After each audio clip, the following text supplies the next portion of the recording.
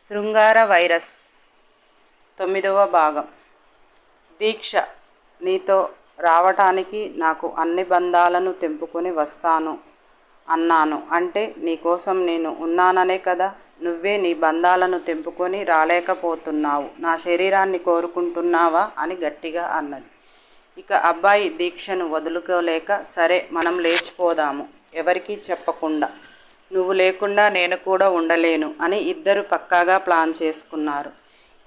అందరూ పడుకున్నాక ఒక టైంకి బయటికి వచ్చారు. ఒకరికి ఒకరు కలుసుకొని బస్సు అయితే అందరికీ తెలుస్తుంది అని ఊరి చివరిగా ఉన్న రైల్వే స్టేషన్లో ట్రైన్ ఎక్కేశారు.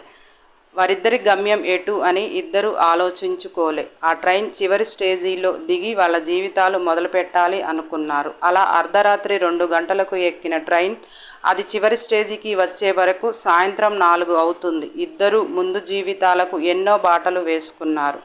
దీక్ష నమ్మి అతని వెంట నడిచింది. కానీ ఆమె జీవితంలో అతను లేడు అనేదానికి సాక్ష్యంగా వాళ్ళు ట్రైన్ దిగగానే అనుకోని ఉపద్రవం ఎదురైంది. దీక్ష ప్రేమించిన అబ్బాయి ఇంట్లో అబ్బాయి లేడని ఎందుకో రూమ్ని పరీక్షగా చూస్తే తల్లికి అనుమానం కలిగింది. వెంటనే ఆ అబ్బాయి ఫ్రెండ్స్ని గట్టిగా నిలదీస్తే ట్రైన్ ఎక్కి దీక్షను తీసుకొని వెళ్ళిపోయాడు అని చెప్పారు. ఎక్కడికి వెళ్తారు అనేది ఫ్రెండ్స్కి కూడా తెలియదని చెప్పారు. కానీ ఆ ట్రైన్ చివరి స్టేజీకే ఖచ్చితంగా వెళ్తారు. ఎందుకంటే అది రాజధాని కాబట్టి అక్కడ బతుకు తెరువుకి కొదవ ఉండదు. అలా ఆలోచించిన అబ్బాయి తల్లిదండ్రులు వెంటనే ఆ రాజధానిలో ఉన్న వాళ్ళ చుట్టాలకు ఫోన్ చేసి రైల్వే స్టేషన్కి వెళ్ళమని చెప్పారు. అబ్బాయి బాబాయి కొంతమంది మనుషులను వెంట పెట్టుకొని రైల్వే స్టేషన్కి వచ్చాడు. వీళ్ళు ట్రైన్ దిగి బయటికి వస్తుంటే వాళ్ళని చూసిన ఆ అబ్బాయి, దీక్ష, ఇక మనం జీవితంలో కలుసుకోలేము, నువ్వు ఇక్కడ ఉంటే వాళ్ళు నిన్ను ఏదైనా చేస్తారు, పారిపో అని అబ్బాయి ఒక పక్క పారిపోతుంటే ఆ అబ్బాయి వెంట వాళ్ళ చుట్టాలు పడుతుంటే దీక్ష వేరే గలమ నుంచి వచ్చి ఆటో ఎక్కేసింది. త్వరగా పోనీ అన్నా అని దీక్ష అనగానే ఆటో వాళ్ళ రయ్యిన తీసుకుని బయటపడ్డాడు. ఆటో వాళ్ళ దీక్షను ఎక్కించుకునేటప్పుడే అక్కడ సిచ్యువేషన్ కొద్దిగా అర్థం చేసుకున్నాడు. అలా దీక్షను ఊరి చివరకు తీసుకొని వచ్చాడు. అప్పటికి 6 అవుతుంది. మసక చీకట్లు కమ్ముతున్నాయి. ఆటో వాళ్ళ ఆపి ఇక దిగు అని దీక్షను అంటే, అన్నా ఏదైనా హాస్టల్కి తీసుకుపో, ఇక్కడెందుకు ఆపావు అని అన్నది.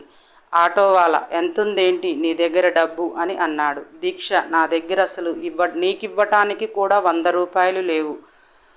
అన్ని డబ్బులు దీక్ష ప్రేమించిన అబ్బాయి దగ్గరే ఉండిపోయాయి. దీక్ష అలా అనగానే, మరి హాస్టల్లో దింపితే ఏం చేస్తావు?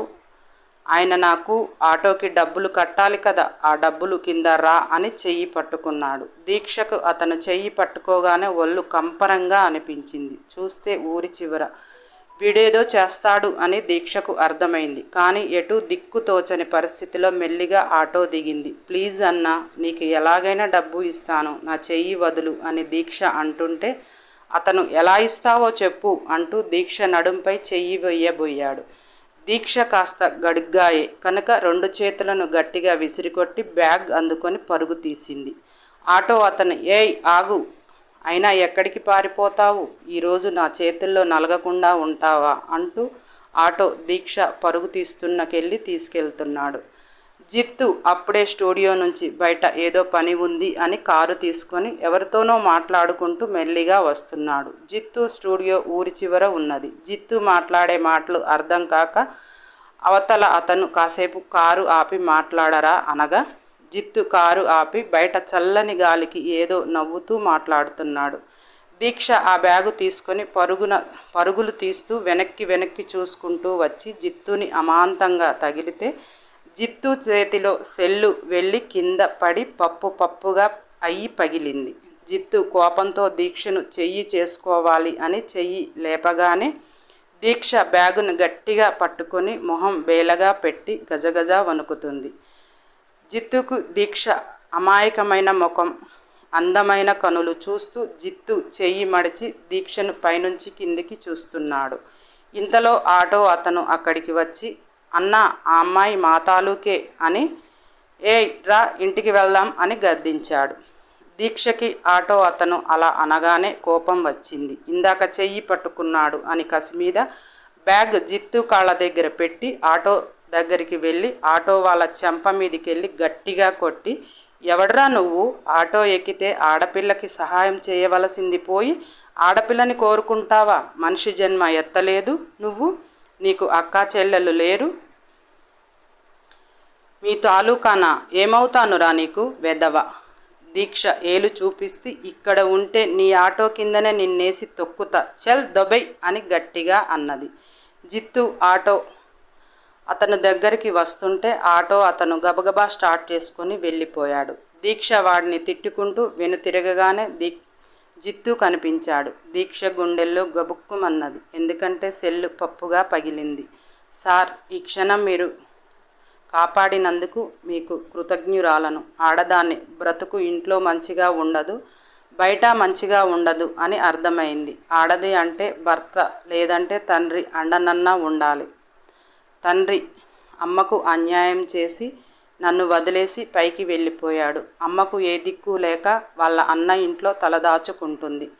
మగాడి అండలేని జీవితాలు ఎలా ఉంటాయో మా మామయ్య ఇంట్లో చూశాను.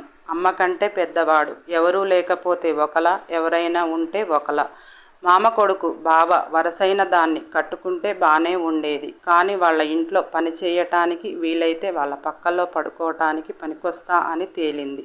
ఇంట్లో నన్ను నేను ఎలాగో రక్షించుకున్నా. నేను చేసిన తప్పు ఒకతన్ని ప్రాణంగా ప్రేమించటం.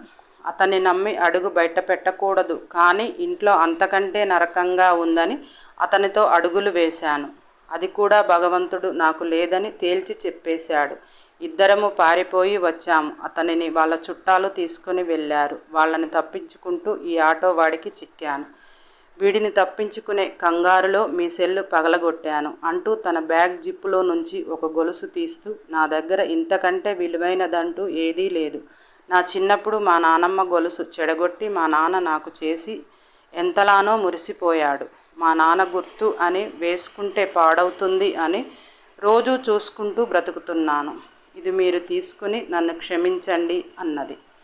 జిత్తుకు దీక్ష తగిలినప్పుడే ఒక ఫీల్. చెయ్యి లేపినప్పుడు దీక్ష పెట్టిన ఫేస్ చాలా ముద్దుగా అనిపించింది. ఆమె హైటు, పర్సనాలిటీ కళ్ళకి కనువిందుగా కనిపిస్తుంది. ఆటో అతన్ని బెదిరిస్తుంటే అమ్మాయి ఆత్మాభిమానం అర్థమైంది. తన గతం చెప్పాక జిత్తుకి జాలిగా అనిపించింది. జిత్తు, మరిప్పుడు నువ్వు ఎక్కడికి వెళ్తావు అని అడిగాడు. దీక్ష